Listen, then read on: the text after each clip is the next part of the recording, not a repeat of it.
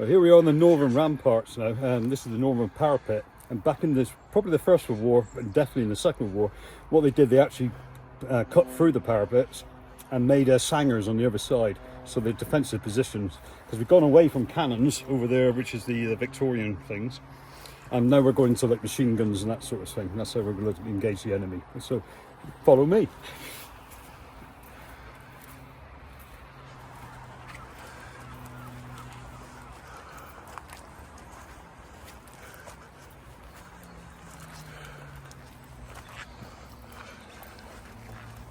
Okay, now we've gone through the parapet now, and as you can see, if you look over there, that's Whitley, and that whole the valley before us is actually part of the defences, and it runs basically, like say, from the Tamar all the way up to Crown Hill, so it's a natural boundary anyway, hence the reason why the fort's there.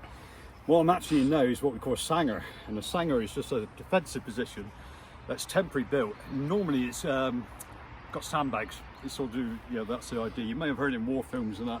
You can imagine like watchtowers, this sort of thing. You've probably seen them, little gun machine guns. That's exactly what we're here. So what they've done now, as they come down, I'm in the sangar, and at the front there, they've probably got about 2 or 3 courses of sandbags. So then they look out, and this will probably roofed as well. So you want top cover just in case the airplanes and when we're talking about bombs being dropped in the Second World War, then you've got some protection from that as well. So I'll actually be sat in the sangar, looking out over Whitley, waiting for the enemy to attack.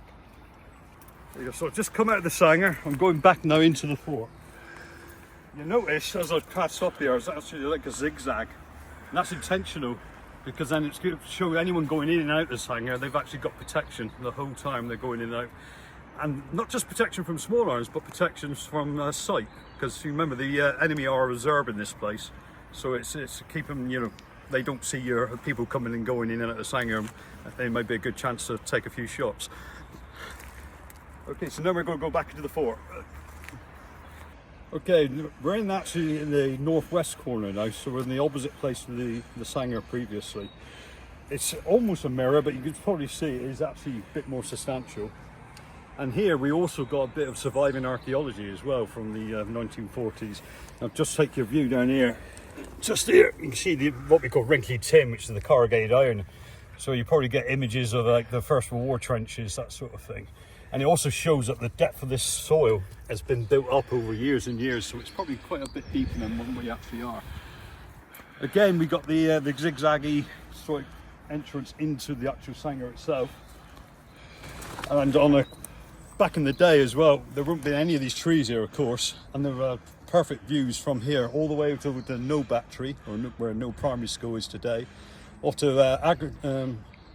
Agerton Fort, which is the next pretty substantial fort on our ridge, and you'll be able to see quite clearly down to the River Tamar through the Erniesettle Creek and Cornwall in the distance.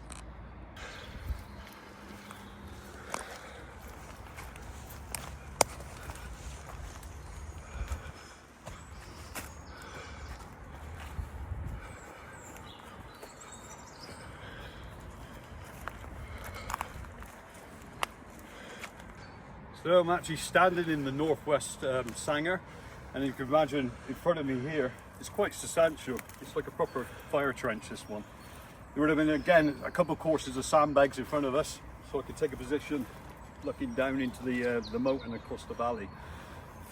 And as I said before, the view would have been quite panoramic. You were going to see for quite a distance. Another feature of this trench as well, we've got like up here a little cubby-hole that's been cut in, and that will probably be a little larder for the teas made kit, that sort of thing, just for their comfort stuff. Yeah, loose paint, well, we're not taxing on any lights, of course.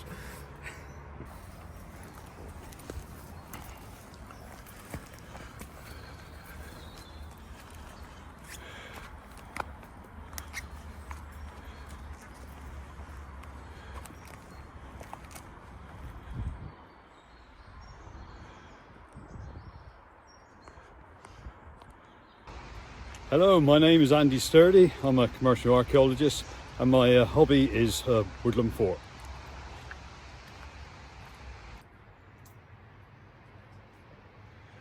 I hope you can join me on March the 10th, where I'll be giving a free tour to anyone who's interested in exploring the fort.